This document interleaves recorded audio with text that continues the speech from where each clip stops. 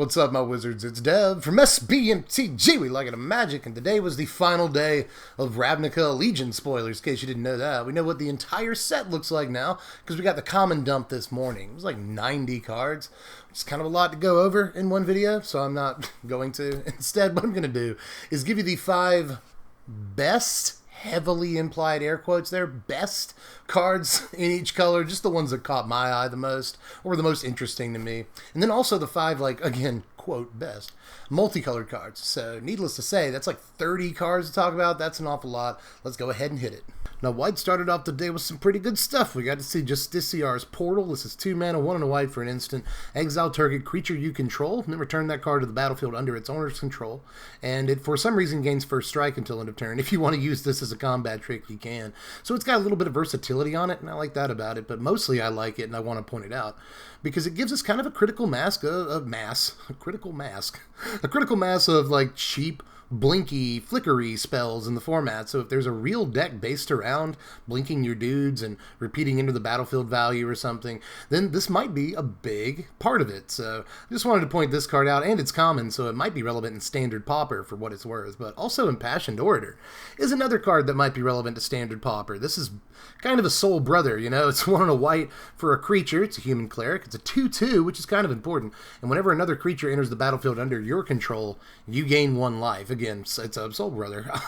Not quite a soul warden or anything. It does cost twice as much mana, and it's only when creatures enter under your control. But it's still a bear. 2 mana, 2/2 with upside is at least okay and worth pointing out for limited purposes, if nothing else. But this, again, might actually have some purchase in Standard Pauper or even Standard at large, depending on how important it is to get life gain triggers and stuff like that. But moving on, we also saw Exposed to Daylight, another great white common here. This is 2 and a white for an instant, destroy target artifact or enchantment, scry 1. So it's another disenchant variant where they tack on a mana and they tack on an effect for your trouble. Now, I actually really like this one. Invoke the Divine sees a good amount of play and control sideboards to take out Experimental Frenzies, History of Banalities, and a lot of other problem enchantments and stuff. And against those decks specifically, the History decks, the Experimental Frenzy decks, the 4 life clause is really important on Invoke the Divine, so I'm not sure that Exposed to Daylight takes its place, but I do think it's a card to keep your eye on. Control really wants to scry 1. We also got to see Summary Judgment today. I'm not sure how impactful this is, but it's a decent limited piece anyway. It's 2 mana, 1 and a white for an instant. It deals 3 to a tapped creature, but its addendum does 5 damage instead. Now, in Standard, we've got Seal Away, we've got Baffling In.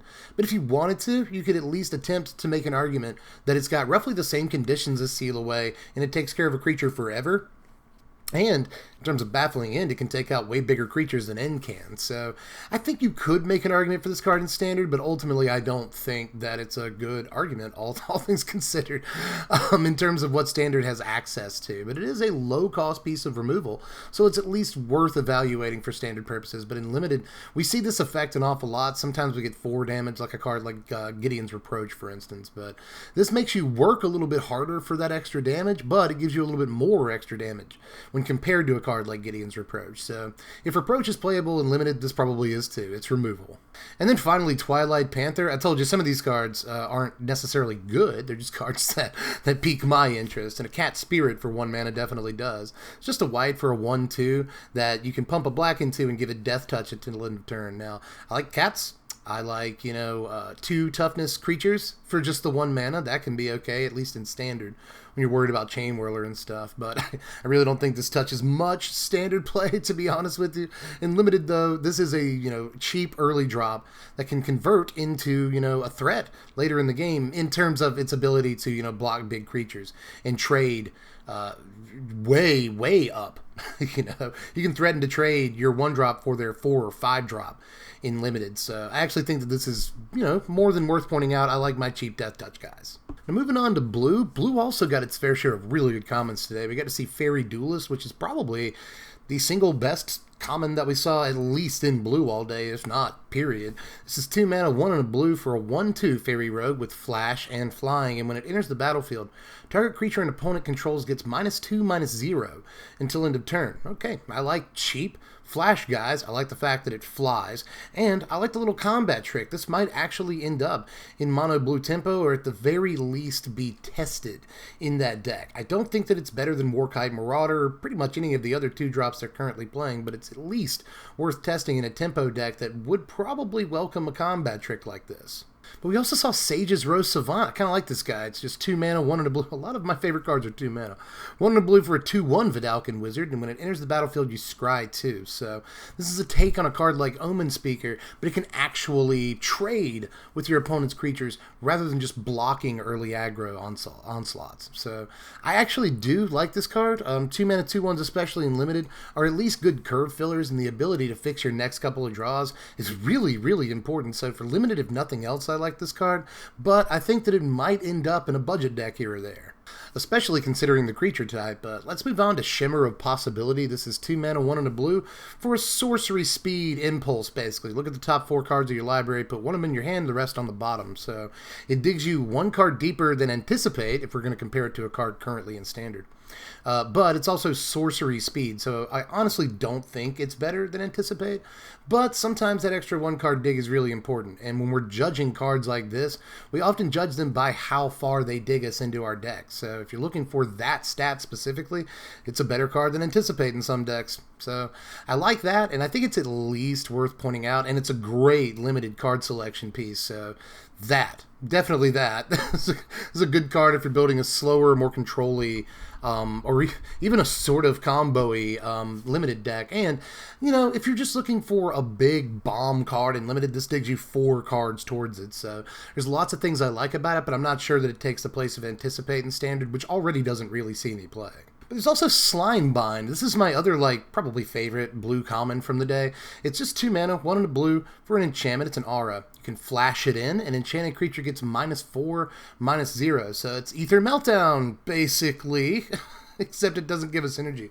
And Meltdown, I don't think people would call Meltdown a good card in the last format, but it did see some play because mono blue and, you know, decks that really don't have access to good removal pieces need at least something. So Ether Meltdown saw play, and this might see play too in the Simic decks or mono blue decks, at least as a sideboard piece, because even if it's not quite removal, then it does at least take a big threat off the other side of the table for some intents and purposes. So just the flash makes this card worth looking at, and it's a decent, again, quote-unquote removal piece for decks with blue.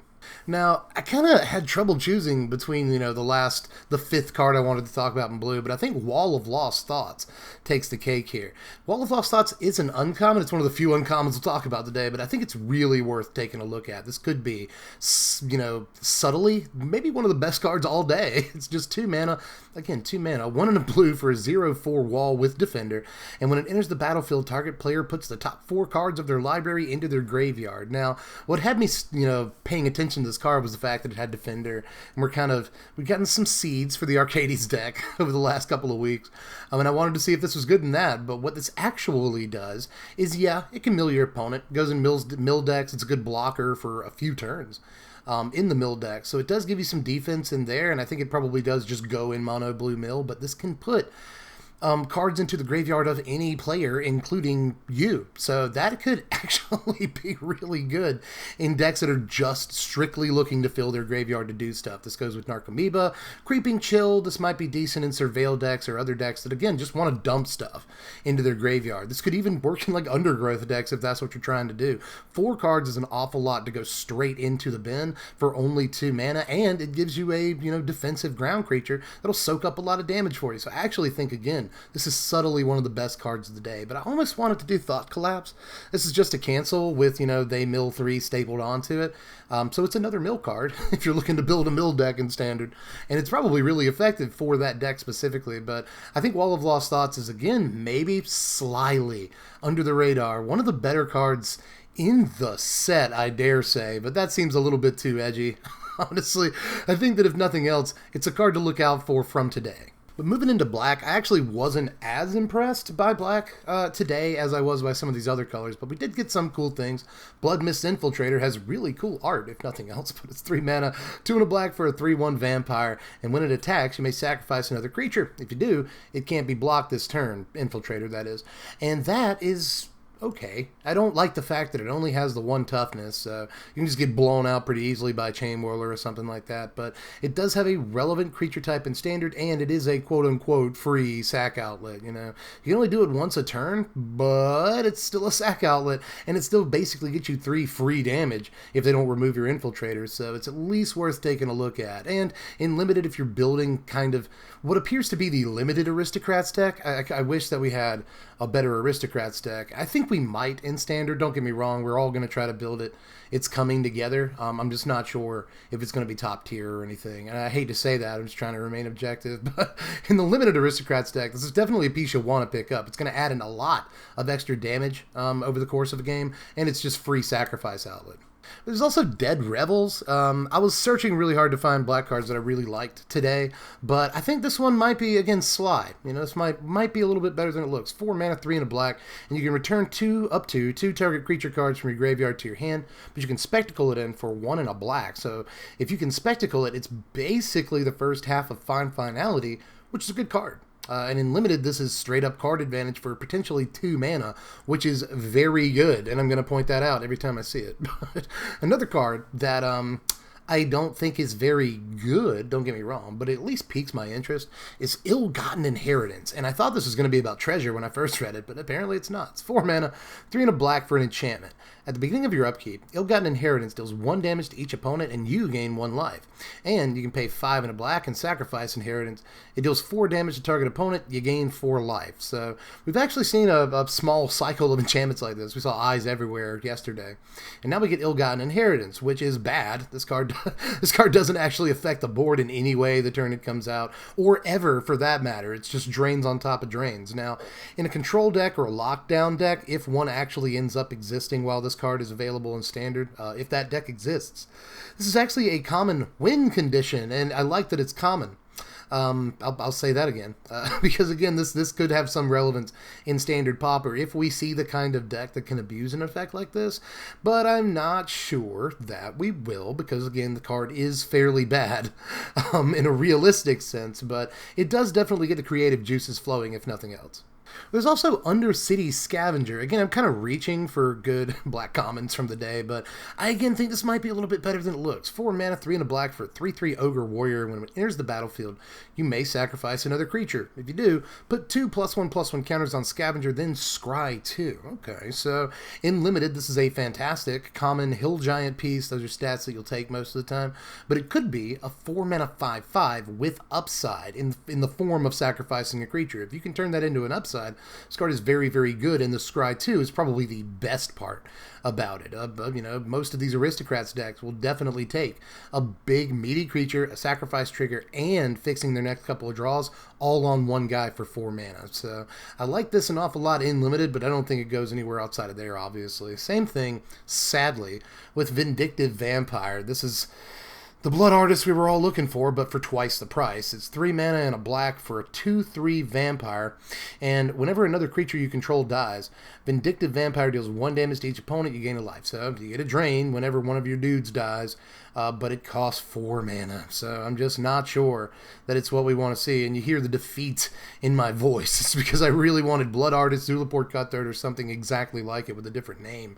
And a relevant creature type. This at least has a relevant creature type, but 4 mana is so freaking much. I will say the one saving grace of this card is sometimes in Aristocrats decks, you're not really set up to start aristocrating until around turn 4 anyway.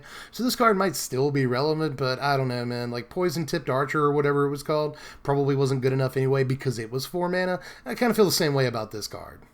Moving on to red, we have yet another expensive callback to a good creature, and that's Daggercaster. This is 4 mana, 3 and a red for a 2/3 Chain Whirler, sort of. It's a Vaishino Rogue, and when it enters the battlefield, it deals 1 damage to each opponent and 1 damage to each creature your opponents control. So it doesn't hit Planeswalkers, but it's still a 4 mana uncommon Chain Whirler, and that's ridiculous. Again, especially in Limited, where this is a format we're going to see a lot of Afterlife tokens and stuff. So it's specifically meant to clean up that deck, but in Standard, this is fine. I guess you've got got Goblin Chain Whirler as, you know, an alternative to this, and it's just a far, far better card. But if Chain Whirler is that important in this format and you want to build a deck with Chain Whirler that cannot pay 3 red for whatever reason, then Daggercaster is at least an option, but I don't think he's going into standard. I will say, though, that the card is at least worth pointing out because it's an interesting callback.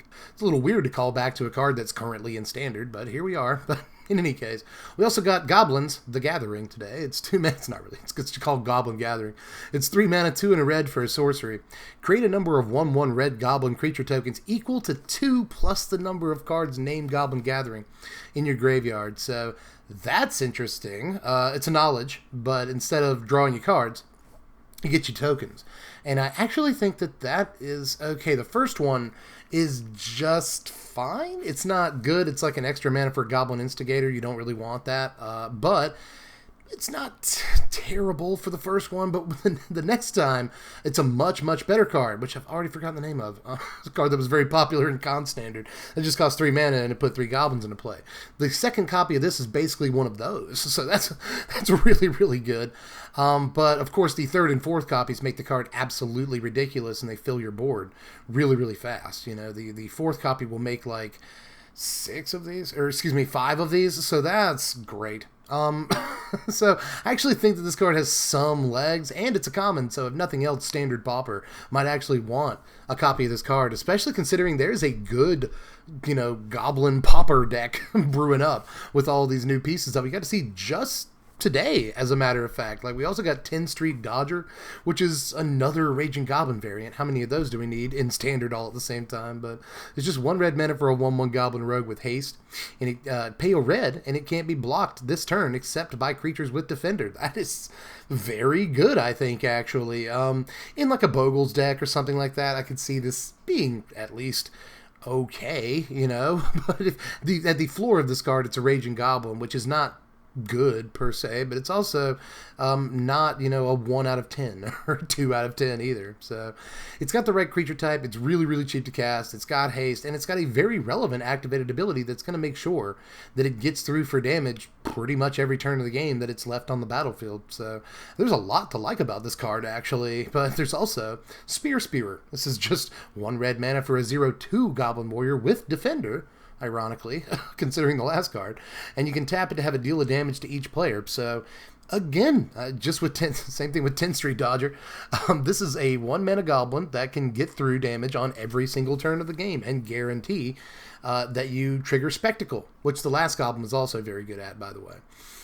But this is a free Spectacle trigger, free every single turn as long as it's on the battlefield, and I really, really like that about it. I'm not sure how much standard play it's going to end up seeing, but in limited you're going to need reliable Spectacle triggers, and this is one of them, while also being a really good 1-drop. Honestly, I usually don't like, you know, 1-drops in limited. For what it's worth, you know, like if you're building a really aggressive deck by design, 1-drops are kind of important, but for the most part, especially in sealed, 1-drops are terrible, but I think this is definitely worth playing. And the last red card I wanted to look at today is actually Rubble Reading, which surprises even me. It's 4 mana, 3 and a red for a sorcery.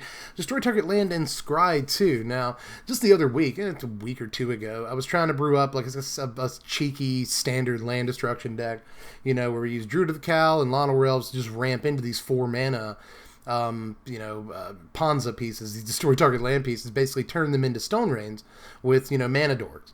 And that's an idea. You know, the deck didn't turn out incredible, but I'm still going to at least try to cover it at some point this season. But Rubble Reading goes straight in, you know. We've got a couple of cards like this. A lot of land destruction comes for 4 mana today with an effect stapled onto it. And a card like Demolish, for instance, it's just like this, but instead of Scry 2, it's Destroy Target Artifact, which is not very relevant in the current format at the very least. But Rubble Reading is always going to be relevant and help you draw into that big, you know, finisher that you need next turn to drop, you know, with 4 or 5 mana, like a dragon or something like that. Or it'll just help you scry into more land destruction. Make sure that you don't yourself draw useless land next turn and allow your opponent to catch up. So there's a lot that I like about this card. Now, as far as green goes today, we got to see Open the Gates to begin with. It's just a lay of the land that also allows you to go get gates. 1 mana sorcery, search your library for a basic land or a gate, reveal it, put it in your hand, shuffle your library.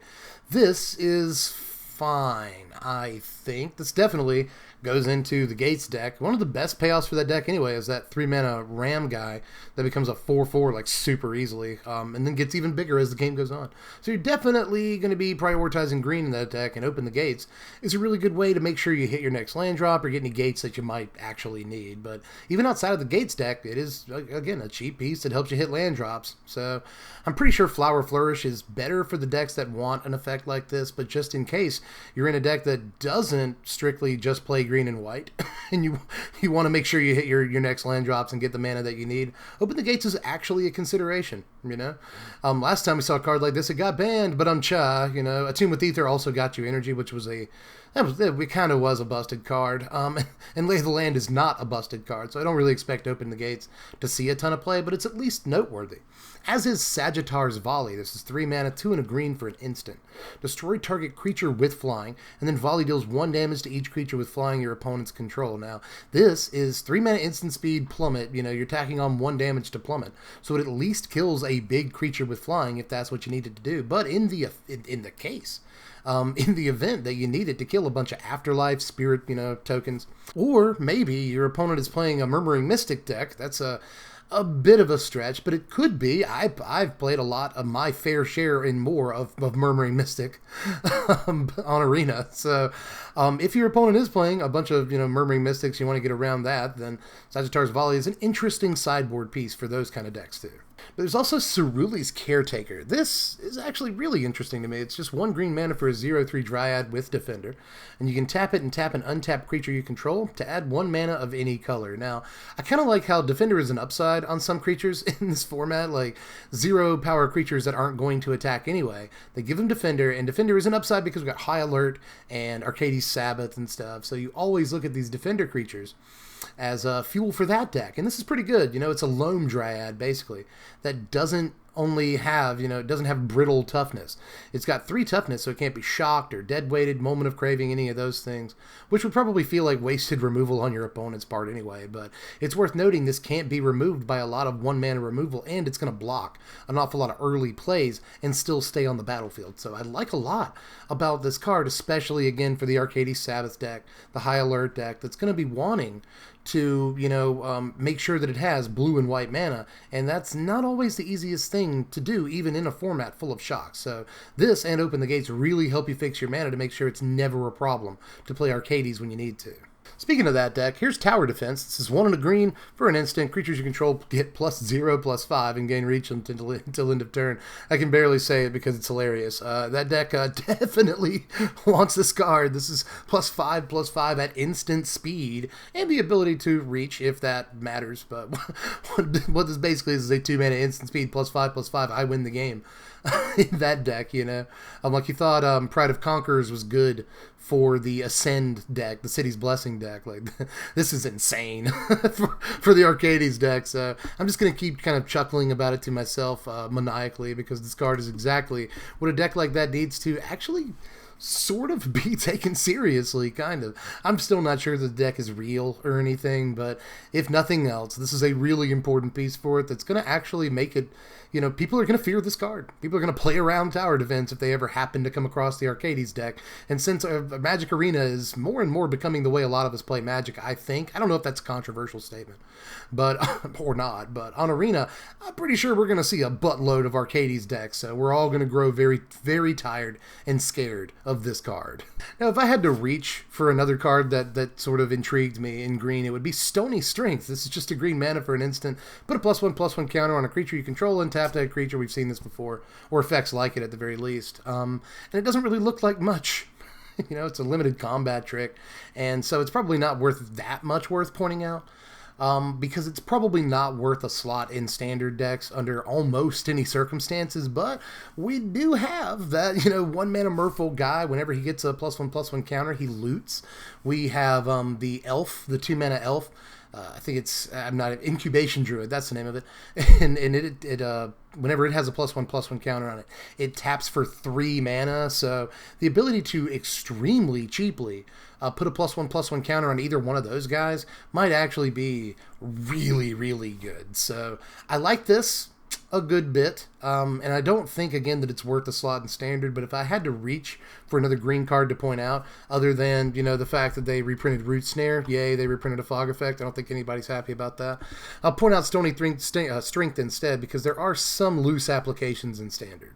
But on to the multicolored stuff, which actually didn't impress me that much today. I was assuming I would have to do like a top 10 multicolored cards, but honestly, not really. Here's Applied Biomancy to begin. It's just a green and a blue for an instant. Choose one or both. Target creature gets +1/+1 till end of turn, or you bounce a creature.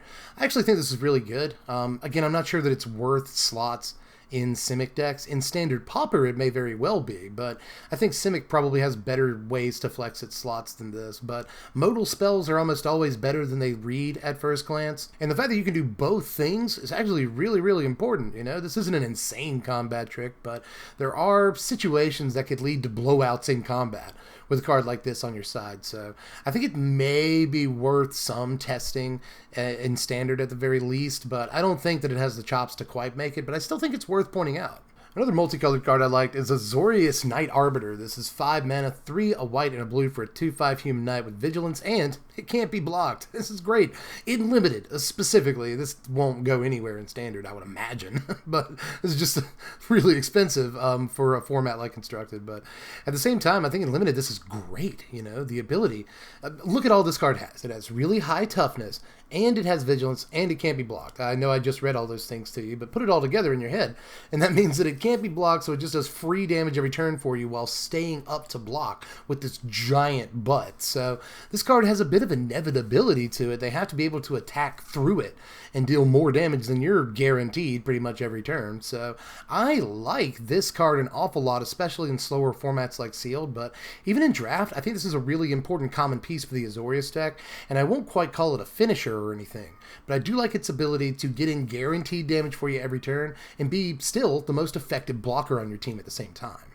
We also saw Final Payment, which I'm just not too sure about, but it's it's white and a black for an instant. As an additional cost to cast the spell, pay 5 life or sacrifice a creature or enchantment and destroy target creature. Now, I think this is just better than Vicious Offering in a lot of ways. It is a little bit harder to cast than Vicious Offering, but it pays off in a lot of different ways, and it has more applications than a card like Offering, because it allows you, here's a cool interaction, to sacrifice that blue enchantment from a few sets ago that people have been trying to make work forever now. The thing makes you exile your hand. You see it on your screen right here. The thing makes you exile your hand, and then when it hits the graveyard, you get your hand back, plus all the cards you just drew. And this is a great way to sacrifice that enchantment and actually maybe make that deck work in a kind of against the odds way. But we also saw Footlight Fiend. This is just a black and a red hybrid mana for a 1/1 devil, and when it dies, deals damage to any target. That's not bad. It's really not. It's no Fanatical Firebrand or anything. It's not the all-star that card is. But I still like it. Triggers Spectacle, whether your opponent lets it in or not. If they block it and chump it, it's going to trigger Spectacle, while dealing a little bit of damage at the same time. And all of this damage that the Rakdos deck is dealing, however incrementally, is really starting to add up at this point. I'm a sucker for fun one-drops, but on to the last card of the day, and my favorite card of the day. I actually don't think there's pretty much any doubt at all that this is the best card they spoiled all day, and it's a common. It's Law Mage's Binding. It's 3 mana, 1 a blue and a white for an aura with flash. Enchanted creature can't attack or block, and its activated abilities can't be activated. So they gave us a pacifism that's better. It's an arrest, with flash. That is really, really good. This is a more than playable piece of standard removal that Azorius Control, the big daddy of Control, or maybe even Jeskai, might actually want all the way up in tier 1. I think this is a very, very good card, and it's incredible that it's a common, so it's playable in Standard Pauper too, and Pauper at large for that matter. I feel comfortable in telling you with 100% certainty that this card will see play in some deck or another, or possibly multiple decks. There have been countless times I've been brewing something up and I've wanted exactly this effect at precisely this price point. 3 mana is a world of difference from 4 mana, and lately we've been seeing a lot of these effects at 4 mana. Or if you want to get a discount on them, they force you to play creatures like Conclave Tribunal. So this card is very, very much welcome in this format, and I think it's just going to see a ton of play. Are we done? I think we're actually done. We made it, you guys. Appreciate you sticking through to the very end. That was super nice of you. If you did, it means you enjoyed the content. So I hope you liked the video. Just take a little second out of your day to help me out in that way.